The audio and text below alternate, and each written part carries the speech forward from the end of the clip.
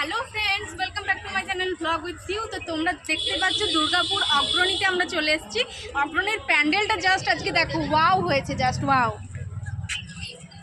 এই দেখো পুরো একদম একদম সুন্দর হয়েছে। এটা সামনে থেকে আরও সুন্দর লাগছে, রোদের জন্য বোঝা যাচ্ছে না।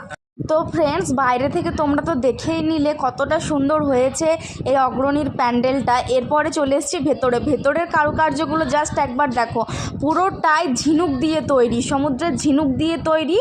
এত সুন্দর লাগছে সামনে থেকে। এই দেখো পুরো ফুলের ডিজাইন, কোনোটা ঠাকুরের ডিজাইন, ওপরে রয়েছে ঝাড়বাতি, ভীষণ সুন্দর দেখতে হয়েছে প্যান্ডেলটা।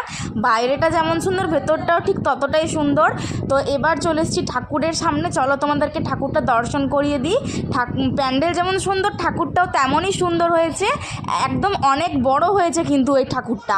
তো এরপর চলো দেখাই তোমাদেরকে ঝিনুকগুলো। এই দেখো ঝিনুক দিয়ে এই প্যান্ডেলটা কারুকার্য করা হয়েছে। তো দেখো এটা পুরো যাচ্ছে একটা ময়ূরের ডিজাইন। তো এরপরে চলে এসেছি আরেকটা অন্য ডিজাইনে, গণেশ ঠাকুরের ডিজাইন। এরপর দেখাবো গৌতম বুদ্ধের ডিজাইন। এই দেখো প্যান্ডেলটা কেমন লাগলো কমেন্টের মধ্যে জানিও।